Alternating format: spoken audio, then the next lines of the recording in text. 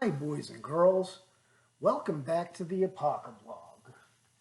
Day 1431, I believe, of recapping today's headlines. Because why not? Pennsylvania received 10,000 contested mail-in ballots after Election Day. Pennsylvania's Allegheny County Board of Elections votes to count undated ballots because that couldn't possibly result in voter fraud.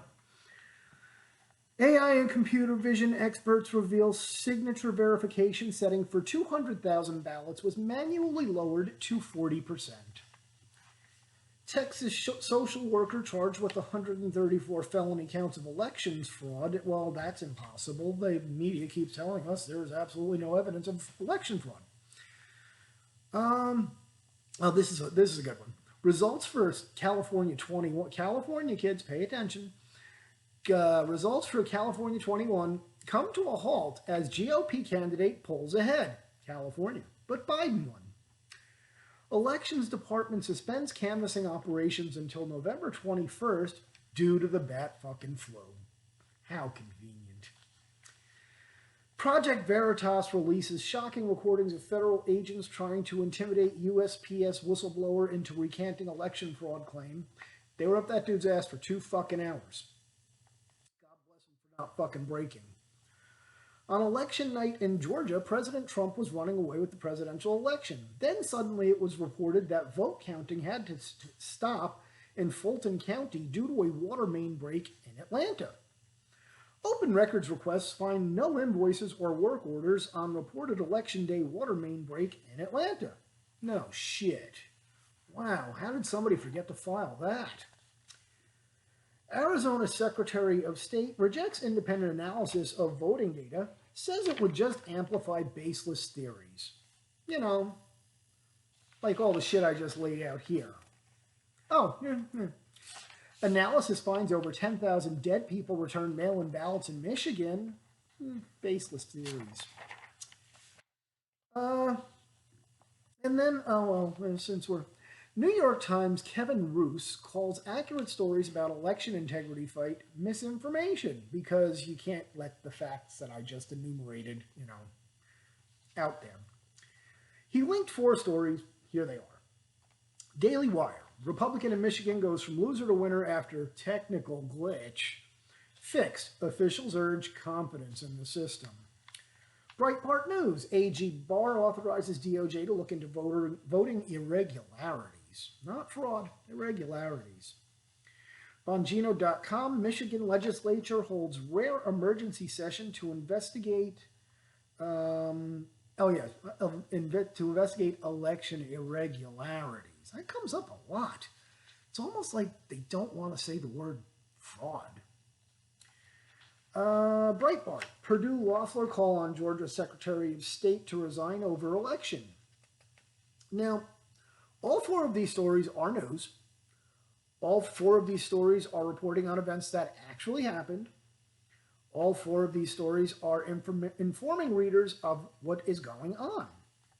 A Republican did win an election after a glitch was found. That's a fact. That happened. Attorney General Barr did authorize his staff to look into voting irregularities. That's a fact. That happened as well. The Michigan legislature did hold an emergency session about election irregularities. That's a fact. That happened too. And both of Georgia's Republican, well, you get the pattern. But this is what Mr. Roose had to say in a series of batshit crazy tweets.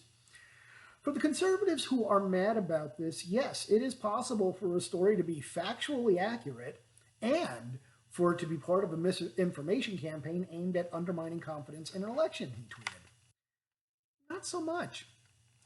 This kind of reminds me of that other batshit crazy bitch, fucking AOC, when she literally said out loud, I think that people are more interested in me being factually correct than morally correct. Yeah, actually, we are. And enough of him. Now, and here's the kicker, kids. So we haven't had enough voter fraud, Democrats suggest that out-of-state liberals move to Georgia to vote in Senate runoff elections. Democrats suggesting out-of-state Dems temporarily move to Georgia for the runoff on January 5th.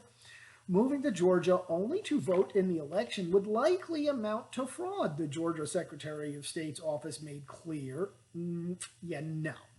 Saying that it would likely amount to fraud is not making anything fucking clear. That's kind of, maybe. A spokesman for the Georgia Secretary of State office, which oversees voter registration, has declined to comment on how quickly someone could establish legal residency in Georgia, but cited state law that it is a felony to vote in Georgia elections if you are not a legal resident or if you are residing in the state briefly with the intention to just vote and leave. These are sensitive issues, and election officials are going to pay attention to what is happening, said some shit I'm not even going to fucking attempt, a University of Florida political science professor who has researched voting issues in Georgia. People should be very careful about doing that. Emphasis added. People moving to Georgia briefly work and canvass. Oh, people moving to Georgia briefly can work on campaigns and canvass for candidates, because what could possibly go wrong there? But voting in the state with the intention of staying would be considered fraud, she warned. Still, Democrats are suggesting that out-of-staters make the move. In a November 6th post, Democrat Andrew Yang, now this ass clown ran for fucking president. He actually did that. Suggested that Democrats from out of the state get ready to head, now this is what he said, get ready to head to Georgia to give Joe Biden, obviously, a unified government. There isn't much time. The earliest date for absentee ballots to be mailed for the runoff is November 18th, Yang said.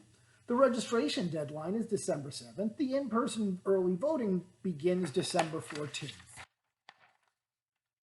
Likewise, New York Times columnist Tom Friedman told CNN, so the Times and CNN, wow, talk about fucking dredging the bottom of the barrel, told CNN he hopes everybody moves to Georgia in the next month or two, registers to vote, and votes for these two Democrat senators.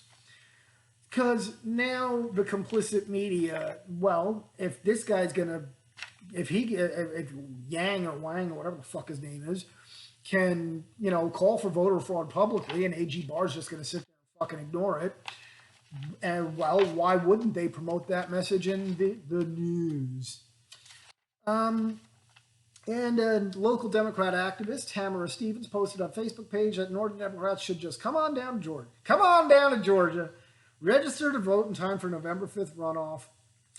In response, State Rep Vernon Jones, Democrat, is asking Governor Brian Kemp, Republican, to intervene.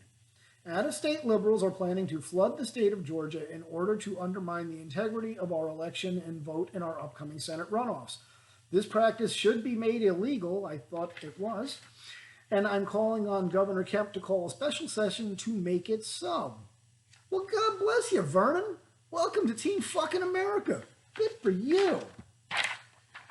Now, in light of all of this misinformation, read as facts, that we have just laid out for you, also notice that the media has now shifted from there is no evidence whatsoever of any voter fraud or inconsistencies, as they like to call it, to now the narrative is, well, there's no widespread evidence of inconsistencies.